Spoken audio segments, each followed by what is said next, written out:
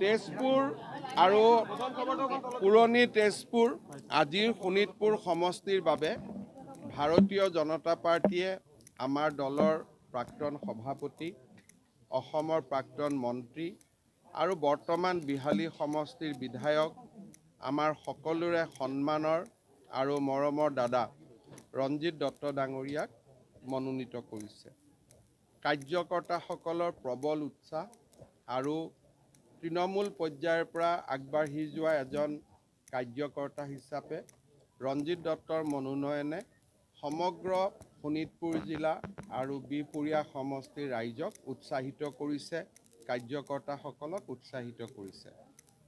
ৰঞ্জিত দত্ত ডাঙৰীয়াই ২৭ তাৰিখে মনোনয়ন দাখিল কৰিব। তেখেতৰ মনোনয়নত ৰাজ্যিক সভাপতি ভৱেশ কলিতা ডাঙৰীয়া, UPPLৰ সভাপতি প্ৰমোদ বড়ো আদিয়ে অংশগ্ৰহণ কৰিব।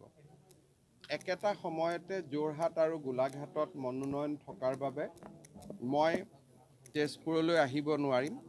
আগতীয়াকৈ ৰঞ্জিত দত্ত ডাঙৰীয়াক মোৰ অযুত শুভকামনা জনাবৰ বাবে তেখেতৰ বাসভৱনত আহি মই আজি উপস্থিত হৈছিলোঁ। একেলগে আমি সকলোৱে ভাত এসাঁজ, দুখন ৰুটিও খালোঁ আৰু অসমৰ সমূহ কাৰ্যকৰ্তাৰ হৈ ৰঞ্জিত দত্ত ডাঙৰীয়াক মই বহুত শুভকামনা জনাইছোঁ।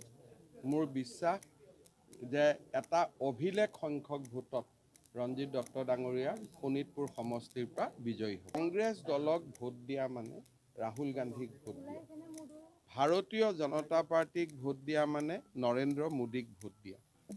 যিসকলে নৰেন্দ্ৰ মোদীক ভাল পায় আৰু বিশ্বাস কৰে যে নৰেন্দ্ৰ মোদীৰ নেতৃত্বত ভাৰত বিশ্বগুৰু হ'ব, তেওঁলোকে এই নিৰ্বাচনত বিজেপিক সহায় কৰিব, আশীৰ্বাদ কৰিব, ভোট দিব। যিসকলে ৰাহুল গান্ধীৰ নেতৃত্বক বিশ্বাস কৰে, তেওঁলোকে নিজেও জানে যে আমাৰ ভৱিষ্যত অন্ধকাৰ। ৰাহুল গান্ধীৰ নিজৰে ভৱিষ্যত অন্ধকাৰ, ৰাহুল গান্ধীৰ অনুগামীসকলৰ ভৱিষ্যত আৰু অন্ধকাৰ। সেইবাবে যোৱা ১.৫ মাহত আপোনালোকে কংগ্ৰেছ দলৰ পৰা ভাৰতীয় জনতা পাৰ্টী অসম গণ পৰিষদলৈ এক ডাঙৰ গৰাখহনীয়া দেখা পাইছে।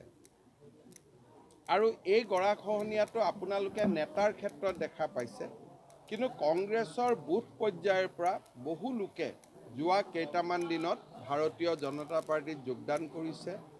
মই বিশ্বাস কৰোঁ যে ২০২৬ চনলৈ অসমত কংগ্ৰেছ দল বুলি একো নাথাকিব।